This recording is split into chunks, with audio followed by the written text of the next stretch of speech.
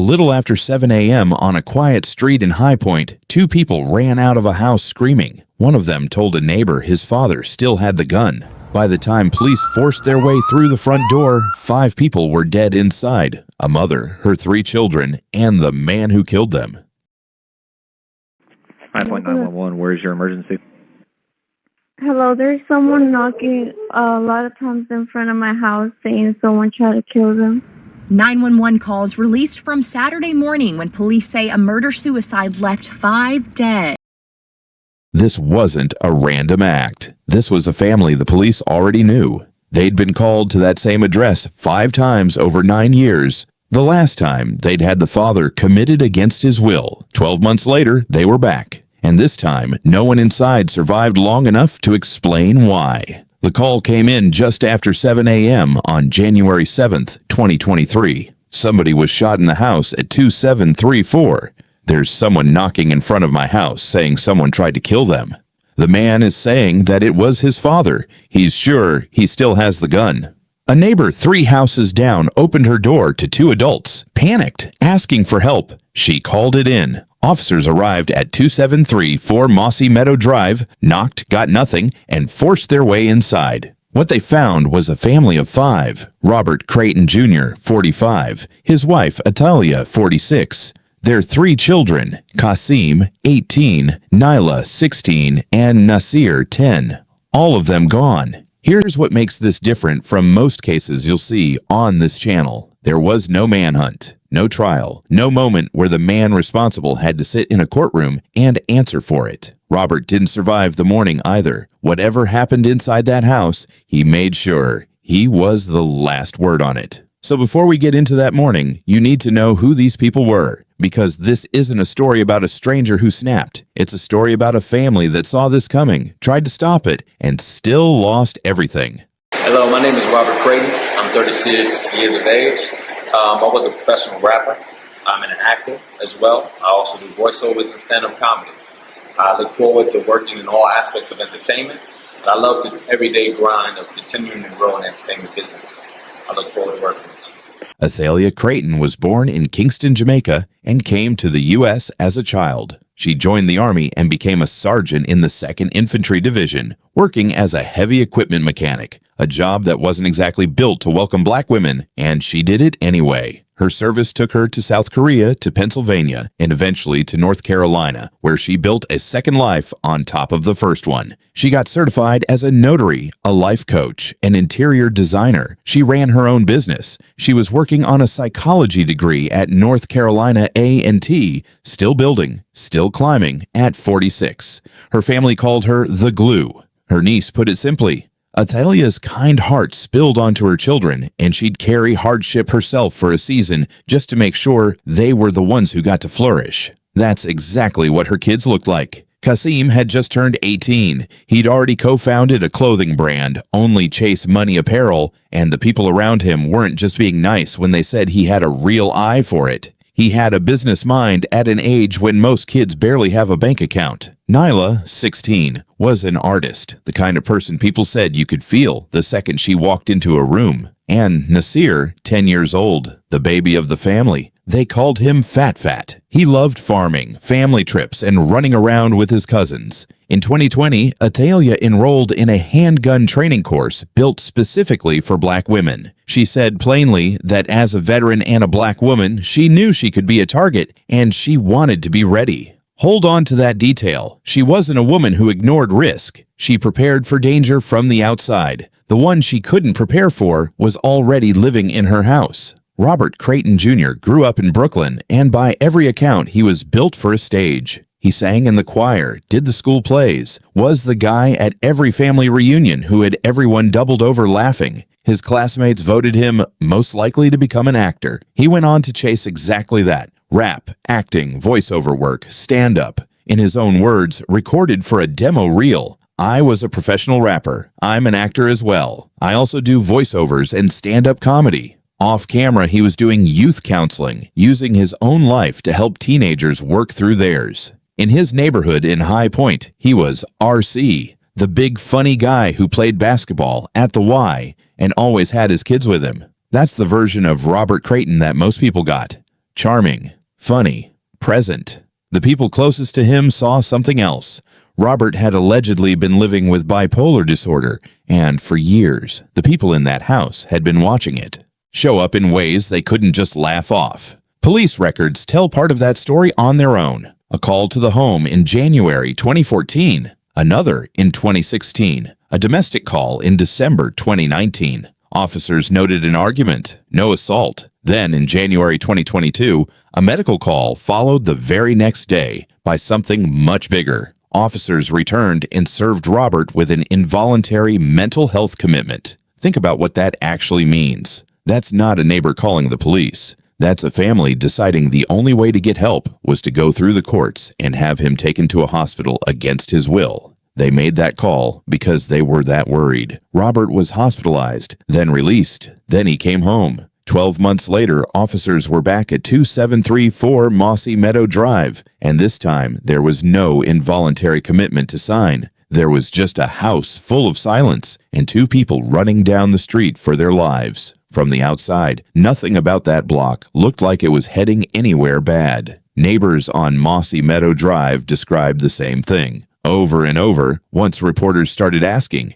it was quiet, the kind of street where people wave at each other on walks. Nobody saw this coming because nobody was supposed to. Whatever was happening inside that house had been contained there for years. 5 separate police visits since 2014, and still, to the people living 3 doors down, this was just the family they nodded to on their way out the door. In anybody's wildest imagination, could one imagine in their own neighborhood, a quiet, nice neighborhood, that something of this magnitude could happen? I just can't even imagine, and we're just all in shock. That's the part worth sitting with before we get to the morning itself. Robert Craten wasn't hiding in plain sight because he was clever about it. He was hiding in plain sight because that's just how it usually works. The public version of someone and the private one don't always match, and most of the time, nobody outside the house has any reason to ask which one is real. Inside that house, though, the timeline had already been building toward something for over a year. January 3rd, 2022. Robert is served an involuntary commitment. He's hospitalized. He's released. He comes home. And for 12 months, life on Mossy Meadow Drive goes on well enough that nobody calls again. No new reports, no new incidents on record, just a family trying to hold a normal shape around something that was never fully resolved, only paused. That's usually how these stories go wrong. Not with a dramatic final warning sign everyone missed, with silence that gets mistaken for stability. Saturday, January 7th, 2023, just after 7 a.m.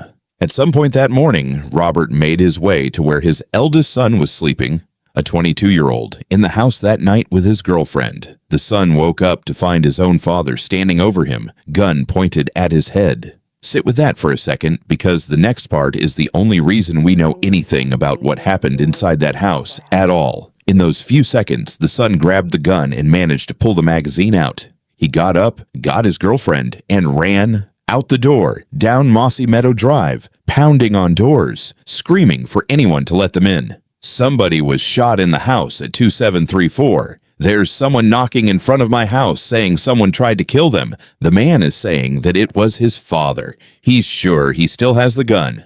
A neighbor 3 houses down let them in and called it in herself. Another neighbor's son had been riding his bike near the house minutes earlier, close enough that he came inside afterward and told his mom there were police cars down the street. She told him to just come back the other way. At that point, nobody outside the house had any idea what they were actually looking at. Officers arrived, knocked, got no response, and forced the door. Inside, they found Athalia. They found Kasim, Nyla, and Nasir. And they found Robert. All 5 gone. Investigators would later confirm the deaths happened by gunfire and that everything inside that house, the shooting of his wife, his children, and finally himself, happened within the same short window, right around the time his son and his son's girlfriend were already outside knocking on doors. Which means the 2 of them didn't escape after the worst of it was over. They escaped in the middle of it. The 22-year-old survived that morning. He lost his mother, his sister, and his 2 younger brothers in the space of a few minutes inside the house he grew up in. He got out. Getting out of the house and getting out of that morning were never going to be the same thing.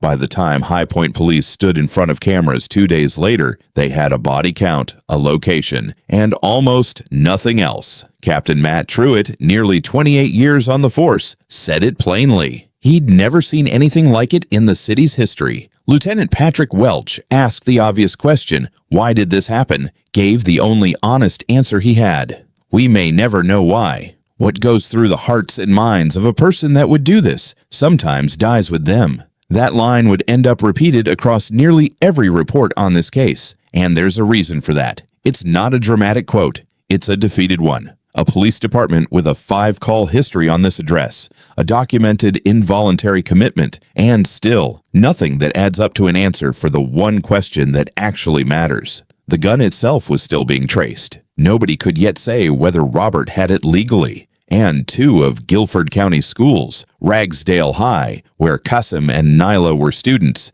and Union Hill Elementary, where Nasir was enrolled, had to bring in crisis counselors for children who just found out their classmates weren't coming back. There was no arrest in this case, no trial, no moment where Robert Craten had to stand in front of a judge and account for what he did.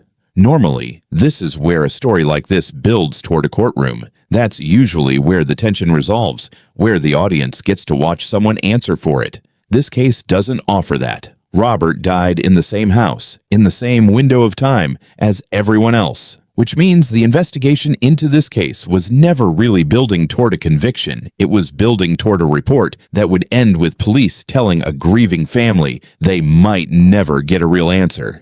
And that's exactly what happened. At the press conference, reporters pushed on the one thing everyone actually wanted to know.